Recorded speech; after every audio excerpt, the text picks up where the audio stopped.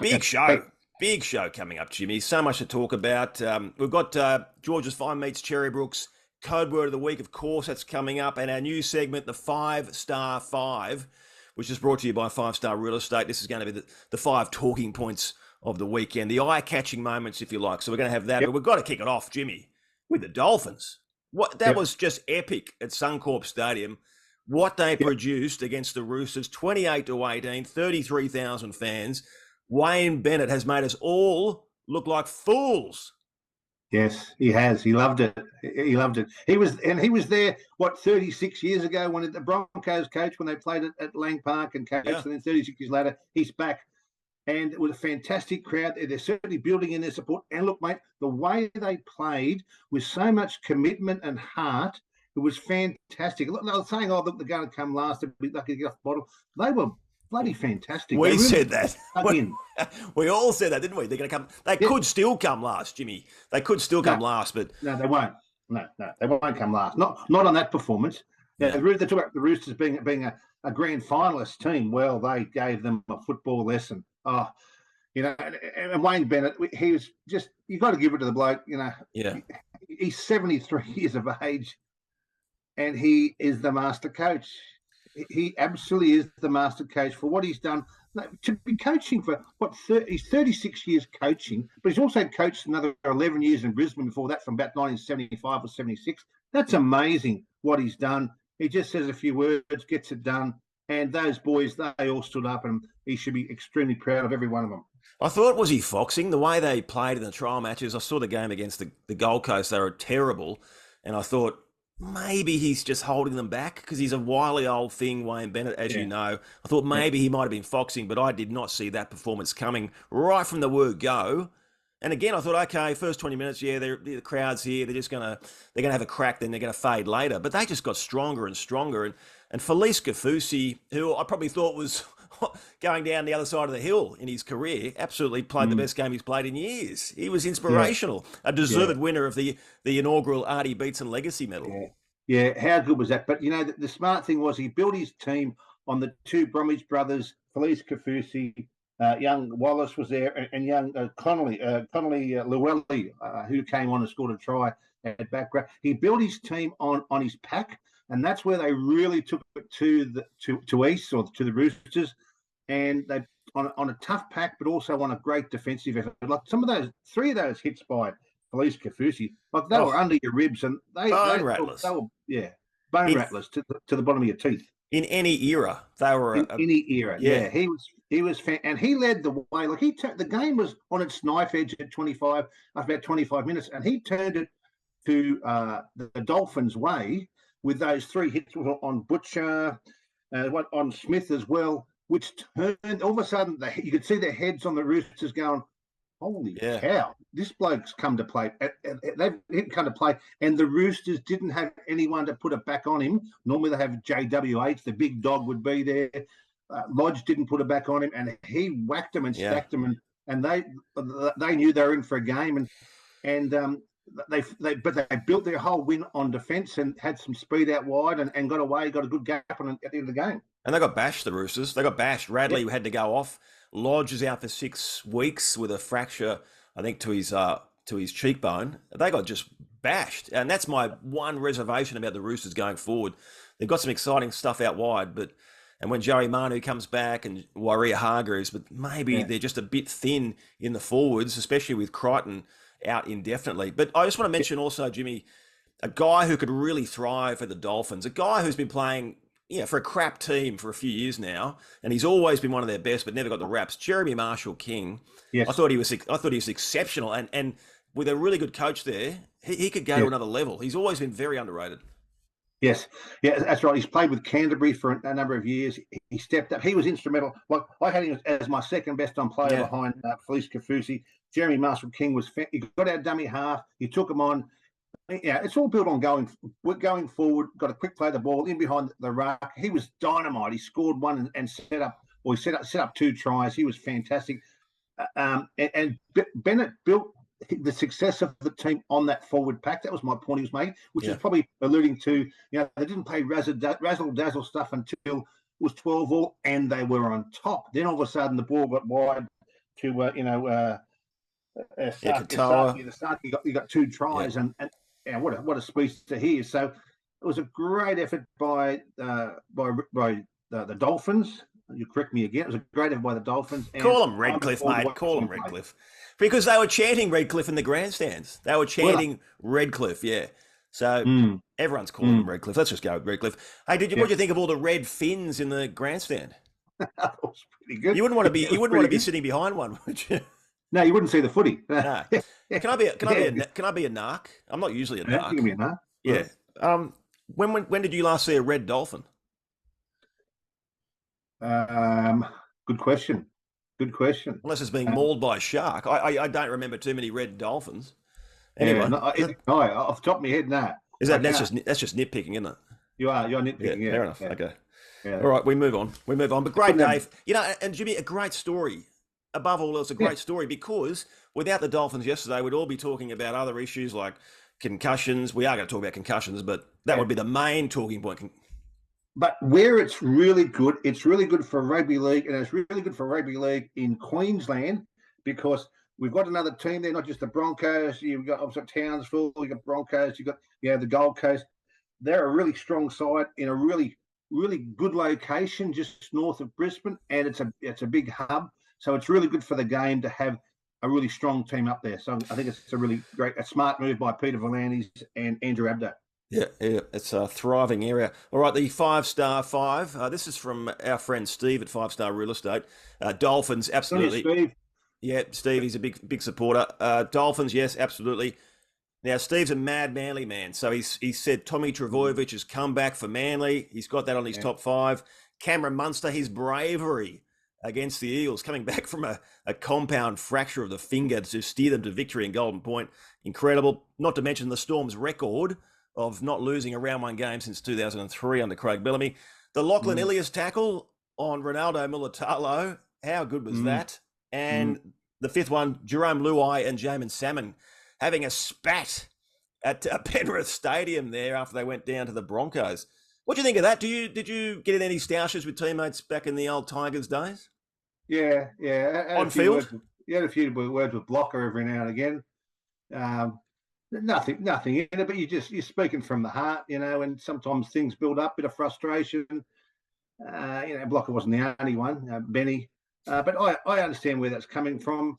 They've been successful. They weren't. They've lost 2 in a row now. So, that's just a bit of player ban. I don't read too much into it. I think they're just got to sort things out, but it was public, so everyone saw it. Yeah, I don't have a big issue with it either. Those sort of blow-ups go on throughout the game, and that one just happened to happen at the end of the game, and there was a camera there. The Lachlan Ilias tackle on Ronaldo Mulitalo was a great tackle. It reminded me of George Gregan for the Wallabies all those years ago, just flying across, knocked the ball out of Jeff Wilson's arms. Same thing. The only difference was Jeff Wilson wasn't smiling and carrying on like Mulitalo was. It's extremely embarrassing for him. He does like to give a grin as he scores the try, but he may reconsider that from now on because he was made to look really foolish. Yeah. He does like to get airborne and put the ball down with one hand, that sort of stuff, and that's what can happen. Someone can just go for a tackle, hit it with their hand and knock the ball out. So really, you've got to have the ball attached to your body when you're even palming off as you're going down to put it down safely. I'm sure he's learned a big lesson because that try was critical in Cronulla. They should have got that one, and there was another one there when the referee called it back from a forward pass. They potentially could have had 2 tries that could have won the game. So it was a real turning point and momentum shift against the Sharkies, but it was a great tackle. Yeah, 27-18, Souths getting the win over the Sharkies there. And Wade Graham looks like, 3 to 4 weeks suspension he's looking at for a high shot on Davey Moala, the young Rabbitohs rookie. What about Cam Munster?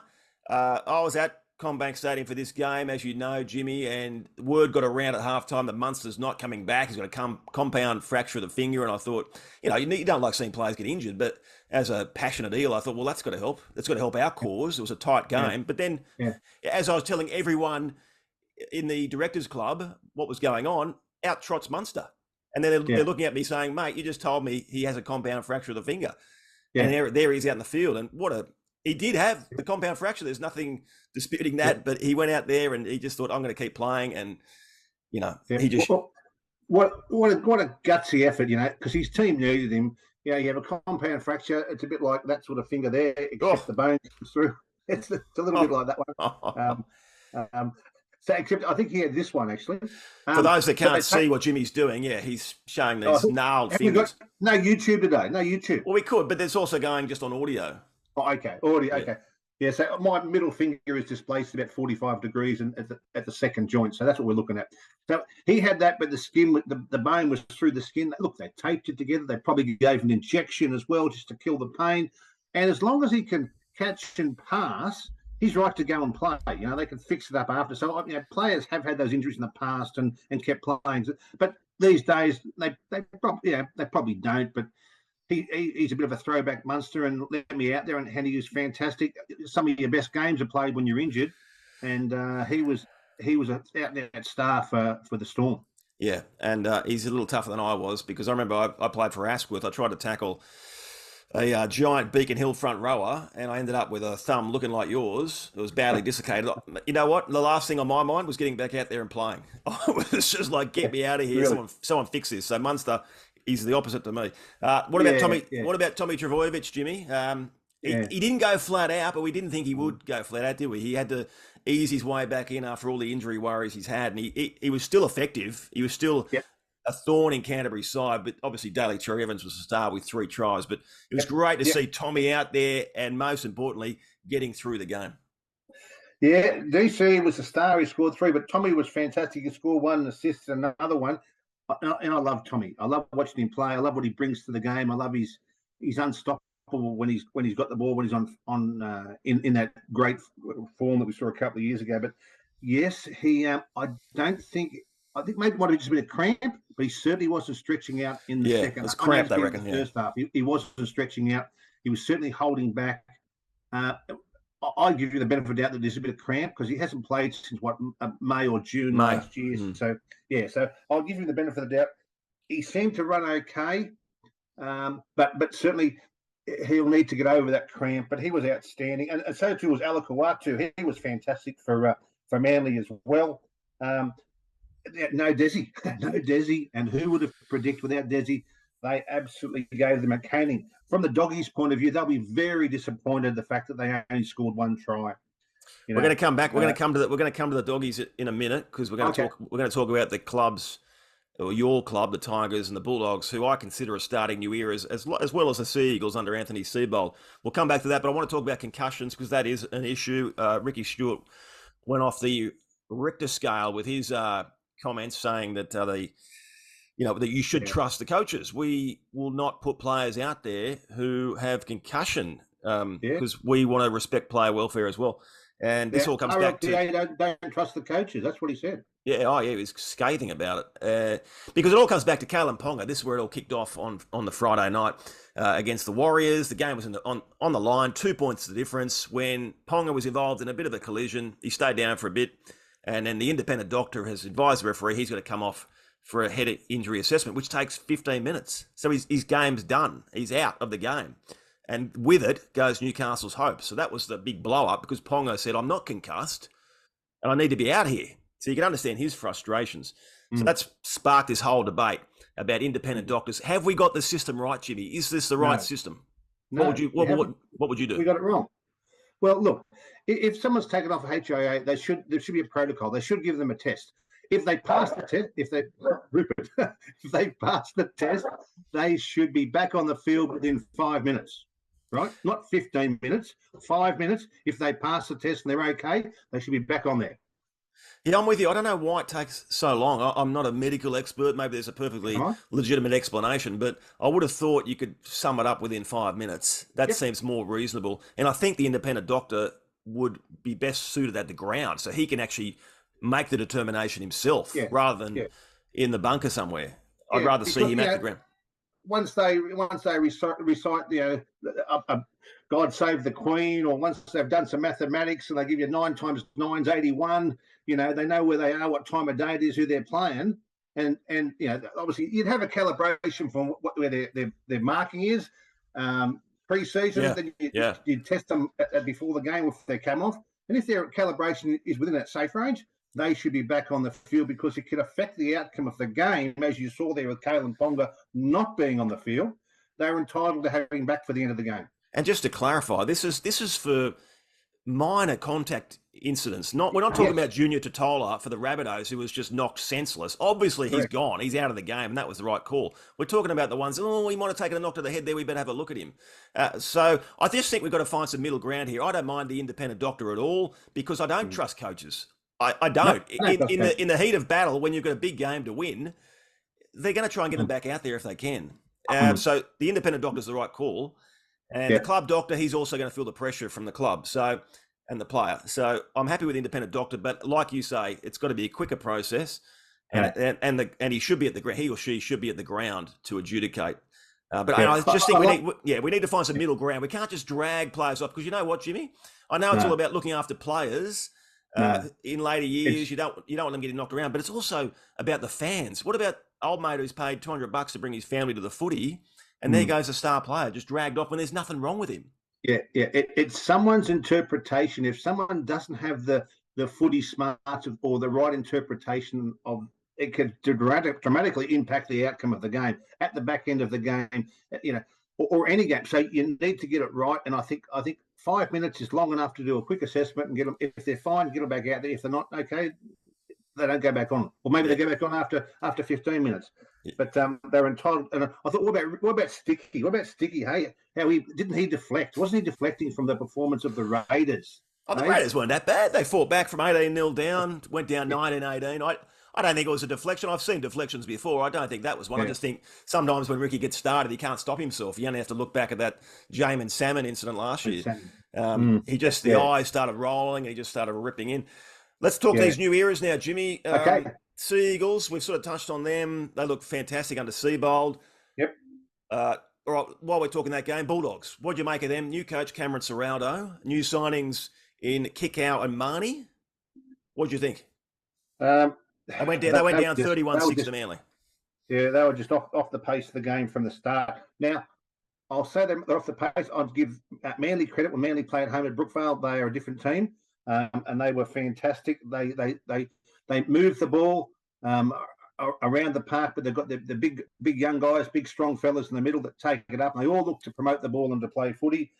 And it was great to see. I think it's a new era, certainly a new era for the Dogs, but it's also a new era for Manly. Yeah, under new coach Anthony Seabold. So, the fact that the Dogs only scored one try, as I said earlier, that really concerns me. They've got Kikau on that left edge. They've got all the stars are there. Well, hang on, Jimmy. What did you think of Kikau? What did you think of Kikau? He didn't do much. He was terrible. He was terrible. Yeah. But Burton we're talking about the bomb all week about Burton's bomb. He didn't do it. Carr wasn't seen much at all. And they're the big strike players in the team, but Burton didn't even get in position to do a bomb. I'll tell you who did a bomb. Kikau did a bomb into the grandstand. Yeah. Did you see that? Oh, man. I expected so much more from Canterbury. I thought that was a really disappointing performance. Kikau looked confused. Didn't seem to know what his role was. Burton, who was there last year, I thought he was way off the pace. I mean, that intercept he threw for Cherry Evans was just Z-grade stuff. That was probably Burton's worst game I've seen him play for Canterbury. But Marnie, I thought, Reid Marnie, in his first game since switching from the Eels, I thought he was brilliant. He had a crack. Excellent. Yeah, scored their own try. He was their standout, Reid Marnie. He showed, that experience in dummy half, bringing the defenders onto him, offloading, giving him direction all the time. He was great, Marnie. His kicking game was fantastic. So he was their best player, but. Overall, the Dogs, 6 points is just not good enough. And 31 against is just not good enough. What do you think about the Flanagan sin binning? I thought was that a touch on the harsh side? Yeah, just a bit on the harsh side. Yeah. That was a bit of a turning point there. Let's talk about your Tigers against the Gold Coast. I tipped Gold Coast. I thought they usually start pretty well, and I thought. I thought the Tigers might take some time to get going this season, but geez, there was some familiar signs there for Tigers fans, wasn't there? Just some real blunders. Brooks throwing a pass into Naden's head, and just some cold drops from Dane Laurie, and I don't know. It wasn't great. Yeah. No, it was terrible. It was terrible, and so much to play for. At Leichhardt Oval, Sunday Arvo, There was 18,000, 15,000 people there. A new era, and really, the boys were. I expected much better. They were terrible. We'd heard so much about the Tigers, moving the ball around from side to side. Well, you've got to win the battle up front before you go side to side. You've got to win the battle up front. Otherwise, you're not going to win any battle at all. I'd heard so much about Clemmer. He's becoming a ball player. Well, yeah, he was becoming a ball player, but I don't want him 3 passes wide of the ruck passing the ball. I want him smashing up the middle, bringing 3 defenders in so there's some opportunity. I couldn't believe that, Clemmer didn't hurt anyone. He couldn't hurt anyone. So I was disappointed in Clemmer. I was disappointed in the fact that Appy Coruscant never got on to the 25th minute. Was there a reason for that, do you know? I can only assume it goes back to what happened at Penrith last year, that Ivan Cleary was using him in that role. But even then we had questions about that, because remember, he was off the field in the prelim final against Souths, and Souths led 12-0 before Cleary threw him into the game, and then they won 32-12. So I don't think he should be on the bench. Coruscant is incredibly durable. Incredibly, yeah. He doesn't need to be on the bench. He's one of their leaders. Hang on, he was nominated as captain. He got the captaincy, and he's off the bench. So that was a very difficult situation to understand why he was not there to start the game. Young Dane Laurie let the ball bounce there from a bomb. He didn't call for it. Tim Sheens wants to play footy his way, but the Wok had a great saying. A great coach, the Warren Ryan. You've got to win that battle up front before you go wide. You just can't go wide, otherwise you're going to go backwards. And teams that can go wide and get away with it were Canberra back in the 80s and 90s, because they had Lazarus up front, they had Bradley Clyde. They had Todd. They had this big fella, Stevie Walters, who could take the yards. You could go wide, but you've got to take the yards when they're there. Otherwise you're going to you go sideways, and all of a sudden you're going to be off the park. And they had no go forward, the Tigers. Very disappointed. If they thought they were going to play Benji ball and throw it sideline to sideline, it was going to work. Well, it wasn't going to work. Benji's Benji. Yeah. Dewey's not Benji. Benji was a one-off. Benji was a freak. So you just can't play that style of footy and think you're going to be a freak, because it ain't going to work. What about Luke Brooks? What do you make of him? Yeah, he's very disappointing too. All the faith and trust they put in him. He made some bad decisions. He made some bad decisions there at halfback.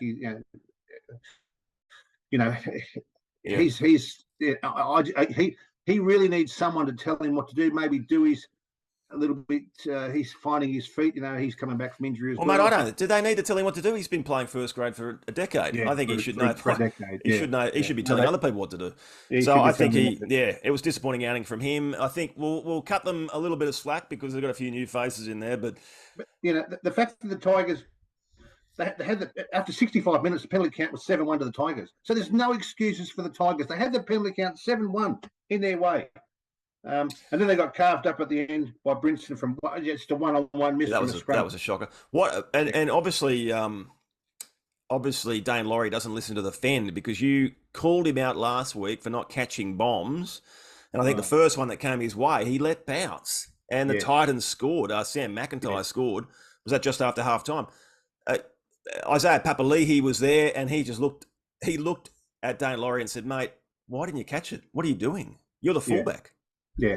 Well, I'll give you this, I'll tell you this. When you're a fullback, your job is to catch the ball. Now, if you don't catch the ball, you let it bounce. Okay, well, there's a reason why, because no one's called for the ball. And if you don't call for the ball, the winger ain't going to call for the ball. So your job as a fullback, first and foremost, is to catch the ball and let everyone know that you're going to catch the ball by shouting out mine. If he's letting the ball bounce, his confidence is gone after game one. He's a shot duck. If he thinks he can survive at fullback by letting the ball bounce, he'll be playing reserve grade next week, because there's no way any team can carry a fullback in any era by letting the ball bounce. Tell you, one thing that looked great was Leichhardt. Great crowd in there. Beautiful sunny Sydney afternoon on a Sunday. It was beautiful stuff. George's Fine meets... Wonder of the world, mate. That's what it is. Yeah, it lived up to it. George's Fine meets Cherrybrook. Code word of the week, Jimmy. What do you got? I hope you've put a bit of time into this, because you get 10% off your next order. And the code word for the week is the Wok. The Wok. The Wok. Warren Ryan, great coach in the 80s, probably the coach of the 80s. Took 3 teams to grand finals. He took Newtown, he took Canterbury, took the Tigers to grand final, won the premiership at Canterbury. Great coach. Should have got Newcastle there, I reckon. Andrew Johns will tell you he reckons the 2000 Newcastle side was the best side he played in, and that was coached by Warren Ryan, but they got knocked out by the Roosters in the prelim. Okay. I think Newcastle led 16-2, but then they just fell apart. Yeah, so the WOC, that's when he finished up. But I think the WOC, is that going to be confusing down at George's Fine Meats if people turn up saying the WOC? It's not they're going to think, oh, you want a stir fry, mate? No, it's not a Chinese takeaway. It's a butcher shop. It's not a Chinese takeaway. They have beef stir fry. They've got everything at George's. You know that. So I think this is a real problem. I think it's going to be Warren Ryan. Warren Ryan, man of iron. Okay, Warren Ryan or the WOC. Yeah, okay. Right. They go WOC. Transfer windows. We've got to make this happen, don't we? We have to make this happen. I'm sick to death of players signing 12, 18 months out. We saw it through the week. Tom Flegler, Broncos, the Dolphins, Spencer Leniu from Panthers to the Roosters, we assume. Herbie Farnsworth's going from Broncos to Dolphins. Look, the argument that, the players still put in 100%, that's not the point. We know they give 100%. That's never been called into question. It's more how disconcerting it is for fans. And, you talk to Peter V'landys, it's all about the fans. And the fans hate it. The fans hate seeing their heroes sign with another club 12 months out. It's very disconcerting for a fan. Yeah. 100%. So let's bring in a transfer window, and we won't have this Mitchell Moses circus, which continues to drag on. Yep. They need to make some changes. Bring in a transfer window from October 1 through to December 31st. Give them 3 months to do all their horse trading. It's all then after the season's finished. Yep. Because we've seen in the past, players have moved mid-season. They can do it in a week. Yeah. So why do we need 18 months? We don't need 18 months. It's bad for the game, and fans get disenchanted with the players. They go, "Oh no, he's going so." They don't. Fans don't need that. 100% right what you say there, Adam. It shouldn't happen. And if it's all about the fans, then Peter needs to fix it up. Best footy once I played my best footy once I knew what I was doing. Keith Barnes would say, "What do you want to do, Jimmy?" So he put a figure together, and we just agree with it. And away we just go on and play the rest of the season. There's never any protracted. If you want to stay, but if you don't want to stay, then you go. It's an easy decision to make. I think it's certainly distracting him, and he certainly played like I've seen him play a lot better. Because you were, I think, the Roosters were chasing you mid-80s. How long did you let that go on for between the Balmain and the Roosters? Maybe 2 or 3 weeks, or maybe a month or something. Yeah, it wasn't that long. Maybe a month. It was sorted out. I think a month's reasonable. I think if you've got interest, I think a month is reasonable. But Mitchell himself said he wanted to get it knocked over before round one. Yeah, we're now well past it. There's no pressure on the club then to know that there's another club that are looking to sign their player. So that sort of pressure, if there's 3 clubs after one player, then the club have to put their best offer forward. At some stage, clubs have got to say, "Well, sorry, Mitchell, this is the best we can do. If you want to stay, that's great. If you don't, well, I'm sorry. Then good luck." Yeah, that point might not be too far away. What about the Panthers, Jimmy? Are they coming back down the hill? They've won 2 comps in a row. They're going for the 3-peat, but we saw St Helens beat them in the pre-season in the World Club Challenge. And now the Broncos, and full credit to the Broncos, they were sensational. They've come to Bluebet Stadium and beaten them by the same score, 13-12, and Adam Reynolds' field goal. The difference, Herbie Farnworth, 2 tries, they were sensational. But the Panthers, they are, to me, really missing those 2 key players, Kikau and Coruscant. They just lack the creativity and also impact. Yeah, they certainly miss both those 2 players around the ruck and out wide, because Kikau's a real impact player. Penrith suited him and he suited Penrith. And now he's gone to the Dogs. He has to try and find his feet there. So they miss that impact. Because when you go to tackle Kikau, it takes 3 blokes to try and bring him down. And there's got to be an opportunity there. That's the sort of player that you can't replace. So it's going to be tough. It's going to be tough for Penrith to do that. But what it does also, Jimmy, is it puts Nathan Cleary under more pressure, doesn't it? Because suddenly he hasn't got these other attacking weapons either side of him in Coruscant and Kikau. So that for the defence, they can just zero in on Nathan Cleary. It's going to make it tougher for him and Luai. Yeah, that's 100% right as well. And they on the back of the St Helens defeat, which I'm not too worried about that, but this one I am concerned about. And the fact that they were 13-12. The Broncos had a poor season last year. They've started well this year, 13-12. Adam Reynolds was give him credit, he was fantastic. But Penrith, they just need to regroup and try and find another star from within. They've got a great nursery out there, but it's probably not going to be as they're going for 3 in a row, and they know they're going for 3 in a row, and they know no one's done that since Parramatta in 81, 82, 83. So the pressure's on already. They can say it's not, but it is. Pressure's on already for them to be winning already. And how many games? They don't lose too many games up there. Well, yeah, that's right. The concern, I think, is the fact that they're both at Penrith. I mean, they're virtually unbeatable at Bluebet Stadium. So they've had 2 games there. They lost 2 games. It's quite before, didn't they win 20? Didn't they win 22 in a row or something? Yeah. Do you know who ended the streak? Tigers? No. The mighty blue and golds, mate. Let's. I'll tell you. You talk about Kickow, how he helps out by attracting defenders. We saw that for the Storm. Similar sort of player, Nelson Asofa Solomona, just a beast. And that Munster try, he set it up for young Tunamapia, drifted across field, dummied inside to Nelson, big Nelson, and 4 Parramatta players just thought, holy hell, here comes Nelson. And then Munster just dummied and went left, and they scored. That's the weapon that Penrith are now missing. They're missing that big decoy runner. Kickow can provide. And there's Nelson, the big blokes in the game, Nelson and Kickow. They're the huge impact runners. It takes 3 or 4 to bring them down. And I'm not kidding when I say that. They are just big men, and it's ridiculous. Yep. Just time for HAWSEY'S HARK back now, Jimmy. And I'm going to stick with Nelson Asofa Solomona because I think this was missed by the cameras. But after full time, when they beat Parramatta in extra time, the fans must have been giving Nelson stick because, and they certainly did last year, so maybe he's got a long memory. But at full time, he's just doing these ones, just waving at all the fans, and then he just dismissed them with a big wave at the end. But it was a really pointed message from Nelson. It got me thinking of a great moment back in 2016. Do you remember Mick Ennis playing for the Sharks down at Canberra, and they beat the Raiders in a bit of a boil over in the semi-final? Remember he did the Viking clap? Remember that one? Oh. Yeah, wasn't that red rag or bull stuff? Oh, I'm amazed no one jumped the fence that day. They haven't forgotten that either.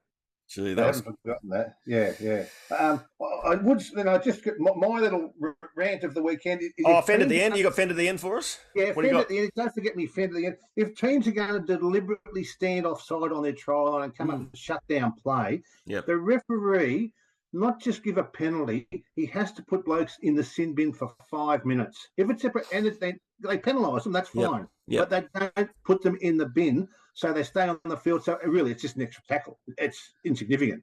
So if teams are going to deliberately come off their try line to shut down play so they can reset, you're in the bin for 5 minutes now. Now, keep walking. But that's why they do it, Jimmy, because the extra tackle is insignificant, and they're told that. I mean, there were so many instances over the weekend of players just blatantly just running up off the line, clearly offside, because they also know to put a player in the bin for 10 minutes, the referees, they're reluctant to do that unless they really, really, really have to. So they know they'll get away with it. But you're right. If it's 5 minutes, the referees, for them, they'll think, well, that's reasonable. I'm not sending a player off for a huge chunk. It's just 5 minutes, but they'll get the message. So I'm with you. I would love to see 5 minutes come in for that because it's just blatantly cheating. Deliberately offside, sin bin 5 minutes. Bring it back. I got 5 minutes in the sin bin back in '83. They should bring it back. Yeah. Hasn't been back since Wally got 5 minutes and you guys got belted with 4X cans at Lang Park. I think that was that's when it full 4X cans. That takes me back. I had a Fend at the end too, Jimmy. I had I don't want the season kicking off on a Thursday night anymore. Thursday nights are just not a great night for footy. I don't mind Thursday nights, but for a season kickoff, it's really hard to sell out a stadium, which we saw at CommBank. It only had 17,000 there for a season opener, which I don't think's good enough, but it's really hard to get people to go on a school night for an 8 o'clock kickoff. Yes. It just loses a lot of hype. I would just save it for Friday, game on the Friday, and just kick it off bells and whistles. Yes. You build up all week, there's no school the next day, and just let's get into it. Yeah. Yes, but then obviously there's another factor. The television factor comes into it. You know, the 4 nights of footy. That's why it's worth billions of dollars. I know why they do it, but I just think for maybe 1 week, and I think Maybe just one. Just Maybe the 1 week, one. just the season opener. Anyway, that's my rant. Yeah. That wraps us up, Jimmy. Yeah, that's very good. Okay, solid effort, mate. It's been great talking to you again. It's an exciting time of year, mate. So I think we've dissected, chewed, spat out rugby league, and it's in a good spot at the moment. So look forward to round 2. All right, look forward to seeing your Tigers bounce back. I think they've got the Knights this week and the Eels bouncing back against the Sharks. Let's hope it happens. Thanks for listening at home. Tell your friends, tell your family, tell your enemies to get on board the Fend train for 2023. Thanks, Jimmy. The Fend train. Bye.